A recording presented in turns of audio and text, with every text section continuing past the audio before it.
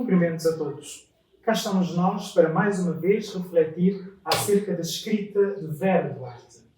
Para esta partida de hoje foi escolhida a obra Preces e Súplicas ou Os Cânticos da Desesperança. Como podem reparar, o título desta obra tem no meio esta conjunção disjuntiva, este ou. E isto já nos transmite uma ideia da intenção da autora. Preces e Súplicas, ou Os Cânticos da Desesperança, é uma obra de Vera Duarte, magistrada e poeta cabo-verdiana, que foi dada à estampa em 2005, numa edição do Instituto Piaget, de Lisboa, inserida dentro da coleção Poética e Razão Imaginante. Trata-se de uma obra de leitura fácil e cativante, visto que os poemas são acompanhados de belos textos explicativos. A advertência e pós-fácio da autora, apresentação por Carmen Tindó Ribeiro Seco e prefácio de Estela Pinto Ribeiro Lamas. A poeta, Vera Duarte, abre o seu livro com um meta-poema, um preâmbulo das suas intenções e os sentimentos que as motivam. Diz-nos ela: este livrinho de poemas é uma homenagem que presto a esta nossa ancestralidade. Esses são poemas molhados por lágrimas de desespero e tristeza infinita. Mais adiante, Vera Duarte cita O Navio Negreiro, poema antológico de Castro Alves, e numa súplica, que está na página 57, em Tempos de Angústia, analisa a trajetória dos filhos do sol que, levados pelas caravelas e navios negreiros, transformaram-se nos filhos da fome e do chicote, abjetamente escravos. O sofrimento, o sangue e a resistência dos ancestrais vão fecundando os textos. E na advertência, a autora revela o mote destes poemas que clamavam por publicação: direitos humanos em forma de poesia ou a insustentável e dramática poesia dos direitos humanos. Obedecendo a uma perspectiva temporal, este canto de Vera Duarte parte das súplicas de tristeza e desespero, primeiro as súplicas, transforma-se em preces, agora as preces, que denunciam, num crescendo, a impotência, páginas 52, 53, 60 e 87, a culpa, páginas 68 e 69, a vergonha, página 72, a revolta silenciada, a humilhação, o ódio, a cólera que explode em maldição, página 81. E retoma circularmente ao desespero do grito que não soa, da voz que não tem eco, na página 82, da palavra de dor presa na garganta, página 84. Ao finalizar as preces, a poeta acena premonitoriamente com um oblíquo futuro, todo ele contido na caixinha de Pandora, página 90. Indaga como reinventar outro futuro, deixando um fio solto que irá puxar na próxima parte do livro, poema do antigamente e de hoje ainda. Em meio à desesperança agónica da era pós-industrial, persiste nos textos de Vera Duarte um grito de amor à África, continente condenado, símbolo da esperança em derrocada. Páginas 76 e 87 deste livro, Preces e Súplicas ou Os Cânticos da Desesperança. E pela salvação da humanidade, mundo aviltado, como está na página 76. De joelhos, em hinos de súplica e esperança, O sujeito lírico canta a poesia dos excluídos. Páginas 59 e 63.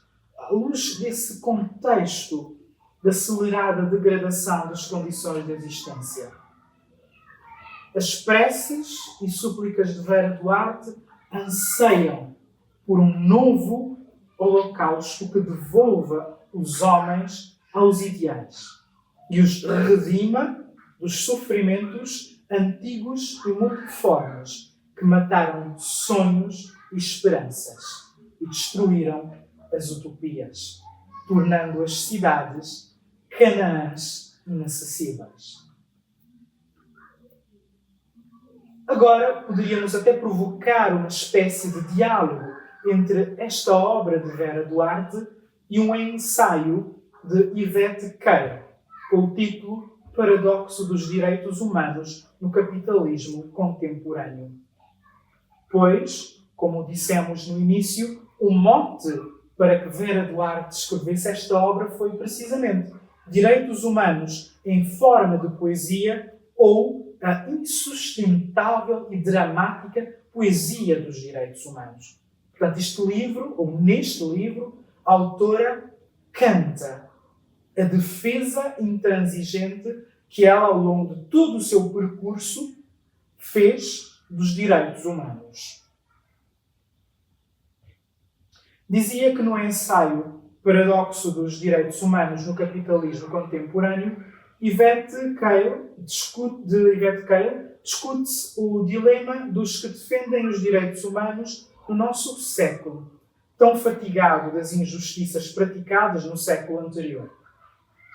As violações dos direitos civis, políticos e sociais, sobretudo nos países ditos periféricos, culminam em tortura, penas cruéis, execuções sumárias, racismo, dominação estrangeira, xenofobia, pobreza, fome, intolerância religiosa, terrorismo, discriminação contra a mulher e atropelo das normas jurídicas.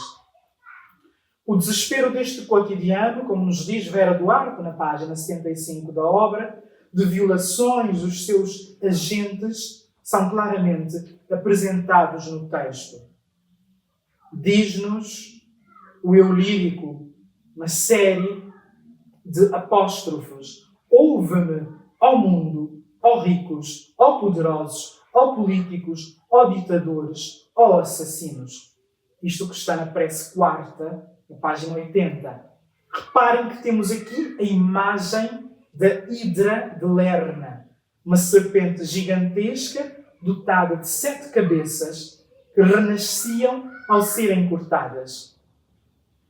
Com esta imagem, que a autora vai buscar da mitologia grega, mais concretamente dos 12 trabalhos de Hércules.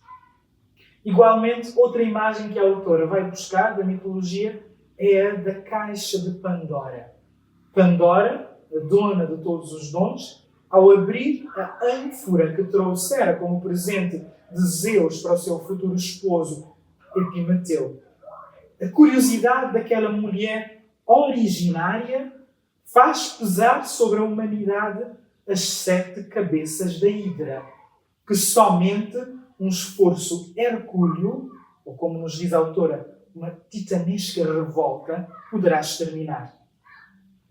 A guerra, a tirania, a corrupção, a má governação, a sida, a estupidez e a indiferença.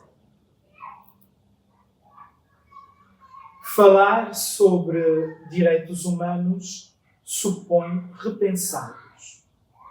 Em primeiro lugar, como legitimadores desta nova ordem mundial, promovida pelo capitalismo pós-industrial, que, sob a máscara da neutralidade fictícia dos direitos humanos, produz um novo exercício de forças legítimas. Tendo visibilidade planetária e a ética e a paz como argumentos, a eficácia do uso da força funda a legitimidade do novo poder. As guerras do Golfo, do Iraque, a invasão da Ucrânia pela Rússia e agora a guerra que assola o Médio Oriente, onde temos o Estado de Israel que, querendo combater Um grupo terrorista, o Hamas, acaba por provocar dor e sofrimento em seres humanos inocentes. Reparem que tudo isto respaldado sob a capa, sob a égide, digamos, dos direitos humanos. É este que é o paradoxo da atualidade, deste momento da história que nós vivemos. Voltando ainda ao texto de Yvette Cale, diz ela que este paradoxo enfatiza que também podemos conceber os direitos humanos como instituintes de uma linha ética que produz um enorme potencial de subjetividade política que se opõe às configurações atuais da mundialização e da globalização liberal. A escrita poética de Vera Duarte funda-se nesta segunda vertente, que considera os direitos humanos enquanto locus possível de fecundação de alternativas contra a nova ordem do capitalismo globalitário. Consciente do dramático paradoxo que se estabelece na discussão acerca dos direitos humanos, Vera Duarte aponta nas trilhas a percorrer para minorar o desespero da mais escandalosa indigência de muitos, a solidariedade de alguns, esperança última, sopro vital para a sobrevivência do humano que ficara presa na borda da ânfora aberta por Pandora. A construção antitética contida no mito da Caixa de Pandora e a epígrafe de Manuel Alegre dão relevo à capacidade de resistir, depois de liberados todos os males, penetrando com desespero no fundo da miséria dos homens. O eu poético vê brotar a flor da poesia, esperança que renasce da morte, uma rosa entre cadáveres, metamorfose, rosa na dor submersa, rosa mirabílica, rosa de Eugênia. A presença marcante da mulher na construção de um mundo diferente, enunciada no primeiro poema, Meu Eu Mulher, vai ganhando consistência nos poemas seguintes, em que são ressaltadas as sucessivas violações dos direitos daquela mulher princípio, que era livre, mulher antes da dor. Numa gradação descendente, rosto acabado, ar tristonho, cheia de varizes, miserável, bêbada, prostituta, o sexo à venda em cada esquina, gerando prazer e desespero, degradada, maltratada, desrespeitada, brutalizada e, por fim, morta à beira do cais. Face a essa trajetória de males que Pandora deixou escapar e em que ela própria deixou-se enredar, cresce um tom imperativo da fala poética. Desperta-te, mulher. Larga toda essa miséria e vem lutar pela verdadeira mulher. Esta parte do livro encerra-se com o poema Mulher de Hoje, que anuncia o futuro. Acabou-se o tempo dos abutres, tempos novos, ideais recuperados, brilho no ar e transparência em tudo. Será um espelho onde se refletirá a imagem diferente e subversiva da mulher de hoje a crescer, a viver. A partir deste gancho, que recupera os encantos positivos de uma Pandora ainda inocente, Vera Duarte pode chegar ao seu cântico final e redentor. Há um futuro possível que existirá, resistirá na comunhão e na poesia como contrapoderes, como formas de invocar o poder da vida na busca desesperada e incessante da salvação coletiva. Com a esperança que nasce, que cresce, que vai renascer e que move a ação. Finaliza a poeta. Poema é luta dos homens pela vida. Poderemos, eu, tu e todos os outros, escrever poemas, sentar-nos-emos na roda de poetas, sentar-nos-emos todos numa insurreição de palavras, geradora e fecundante de um tempo novo e redimido, e esconjuraremos juntos as desgraças do tempo que passa, gloriosamente recusando a sorte, a morte e todos os sacrilégios. Nesta parte final desta partilha acerca desta obra, Preces e Súplicas ou os Cânticos da Desesperança, esta obra de Vera Duarte, vamos partilhar com os nossos amigos, leitores, um poema que está contido nesta obra e depois uma breve análise. Este poema encontra-se nas páginas 89 e 90, sétima e última prece. Em Goré eu chorei, que é um poema dedicado a Nelson Mandela. Em Goré eu chorei, que saudade de um tempo futuro que não veio. Em Goré me inclinei sobre os ossos amontoados de gente que não viveu. Em Goré eu toquei no sangue incrustado nas celas dos condenados. Em Goré sucumbi à dor do desamor, à violência do chicote, à vergonha da atroz humilhação. Quis então reinventar um passado só para me acalmar, só para não sofrer. Apenas antevi, premonitório, um oblíquo futuro, todo ele contido na caixinha de Pandora. Como reescrever esta história que sem dó nos aniquila? Como reinventar outro futuro antes que seja este passado? A ilha senegalesa de Goré, situada ao largo da costa de Dakar, foi até o século XIX interposto para o embarque de africanos escravizados trazidos da costa ocidental do continente, sobretudo da região de Senegâmbia, com destino à América. E por marcar parte dessa terrível história, foi classificada como Património da Humanidade pela Unesco em 1978. A ilha mantém como símbolo e memória da escravidão na África a Casa dos Escravos e a Porta do Não Retorno. Era na Casa dos Escravos, construída por volta de 1776, que os cativos eram mantidos acorrentados até o embarque para as Américas.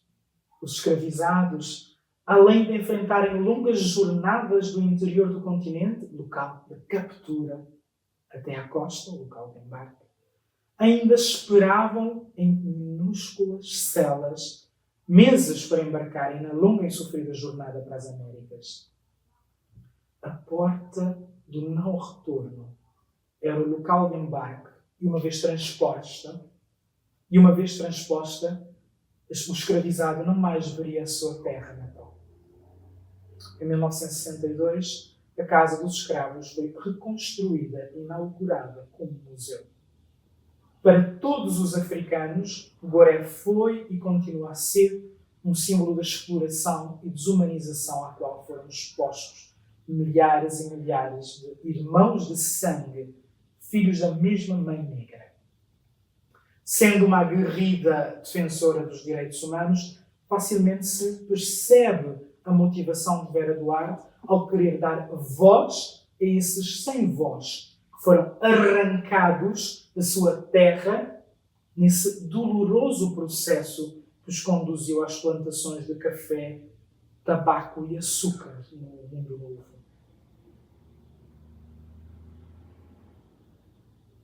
Que os conduziu às plantações de café, tabaco e açúcar no Novo Mundo. Verifica-se na composição poética a existência de um eu lírico que, agoniado e angustiado, procura reinventar outro futuro antes que seja este passado. A reminiscência das dores e torturas atrozes infligidas aos africanos escravizados provoca nele um misto de sentimentos que são expressos através da utilização de verbos de movimento conjugados na primeira pessoa. Chorei, inclinei, toquei, sucumbi, antevi. Por fazer referência à ilha de Goré e por ser dedicada a Nelson Mandela, esta sétima e última prece recorda-nos uma das fases mais conhecidas deste grande estadista africano.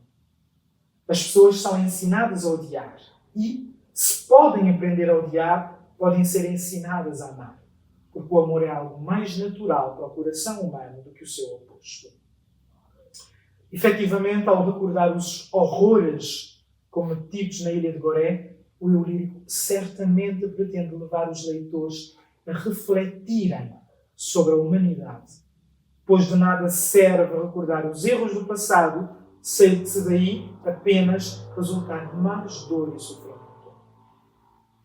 Os horrores da fome, da violência e da guerra que o ser humano causou ao longo da história e os horrores causados por este sequestro feito a esses africanos levados para o Novo Mundo deverão servir para levar a humanidade a refletir sobre si mesma, para que se não volte a abrir a caixinha de Pandora, como nos diz o eu lírico.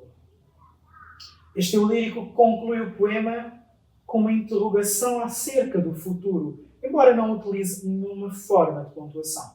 Versos 24 e 27. O futuro, embora incerto, surge sempre como uma nova oportunidade para se construir uma nova humanidade que, qual fênix, consegue reerguer-se das cinzas que sobre si mesma produz. Reinventar outro futuro antes que seja passado. É o desafio lançado a todos para que a história se não repita, para que os erros se não repitam. Desejo a todos muita esperança. Até uma próxima oportunidade.